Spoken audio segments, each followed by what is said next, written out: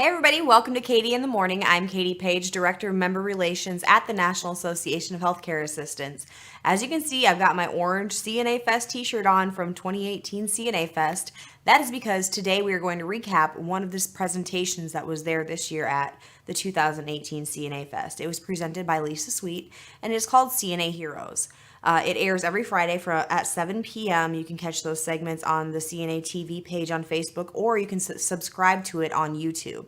But I just wanted to recap this presentation, particularly because in my mind, it was probably one of the most powerful presentations that was presented at CNA Fest this year. So what is CNA Heroes about? It's about honoring CNAs who have gone above and beyond in our profession, CNAs who have given their lives in the line of duty, and CNAs who have made an impact on lives of others in their community.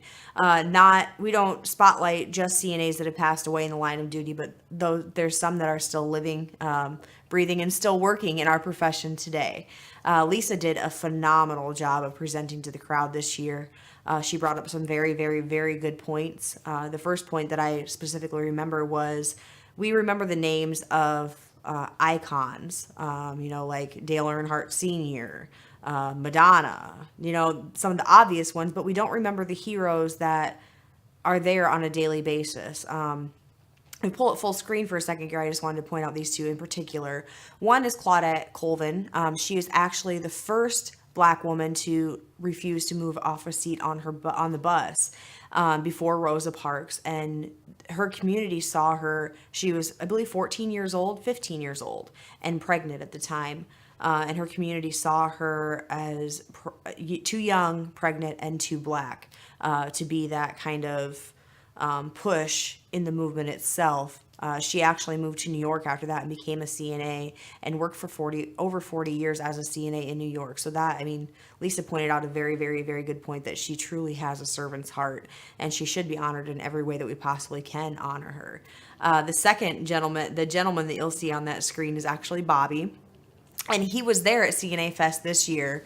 And you'll see the 10 little numbers underneath that. He impacted Lisa's life personally.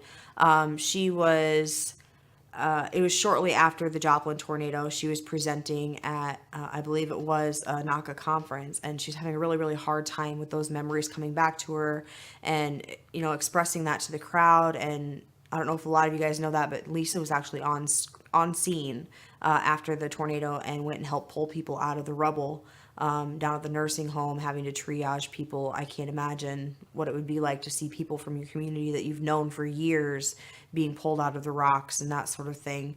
But after she was done presenting, she went to go off stage, and Bobby was there, and he, like she said, he wrapped his big old arms around her and just gave her the biggest hug, and then handed her a piece of paper with his phone number on it.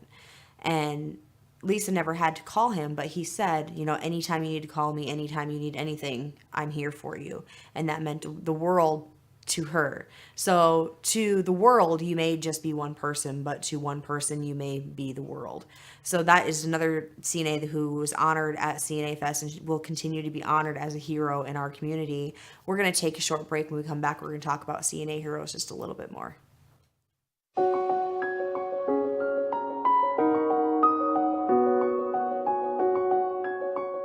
Join us as we honor CNAs with your host, Lisa Sweet.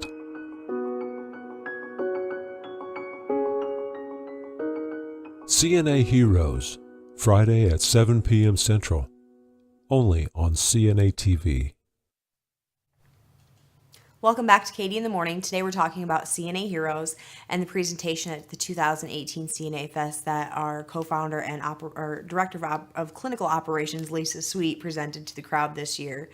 One of the things about CNA Heroes is I don't think it should stop with one type of honor, if you guys are following me here. We need to do our best to honor people every single day. As often as we can, in as many ways as we can. After all, CNAs are the heroes in healthcare, not just within the walls of the facilities that we work in, but in the community as well. I'll give you guys a perfect example here. I'm not tooting my own horn, but as Elder Guard, as the community of Elder Guard members, we should also look for opportunities to help other people. I've been a CNA for going on 16 years, and it wasn't until recently that I kind of opened my eyes and saw that I wasn't looking for ways to help people. If it fell into my lap, of course I would help them. But for instance, the day after we got back from CNA Fest, literally the day, my husband plays darts league at the VFW, and we were walking up. It was Thursday. We were walking up, and there was an elderly lady standing at the top of the steps. And the dance they do right before they're about to fall. The knees start bouncing, especially if they're holding onto a walker. They start kind of. And I'm looking at her, and I'm like, Mike, she's gonna fall, and she's out there all by herself, 90 pounds soaking wet, maybe. And so I stopped and I said, "Do you need some help?" And she says, "No, I'm just waiting for a ride." And I was like, "Okay, are you sure you don't want me to help you?" And she says, "No, I'm okay."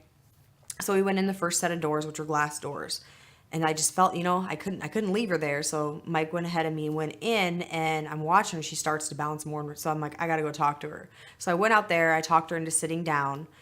Turns out that she has restless leg syndrome, and that's why she left. Bingo and darts are the same night. So she was in the big bingo side.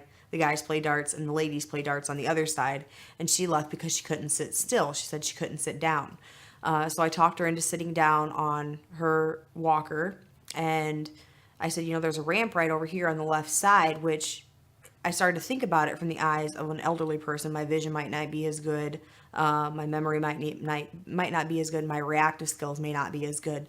So I was looking at these double doors, and here the stairs are right in front of me. But the ramp was clear over to the left side. There is no possible way, if my vision was impaired at all, that I would have even seen that ramp. A week before that, an elderly gentleman had actually fallen down the steps at 2:00 in the morning after our last call. He tried to go down the steps with his walker because he didn't even see the ramp over there. But in that moment, I was able to help her down the ramp and stay with her until her ride got there, helped her in the car, and she left. Not even 3 days later, here I am coming out of Walmart on my lunch break, and there's a lady who's trying to help her mother up out of a chair.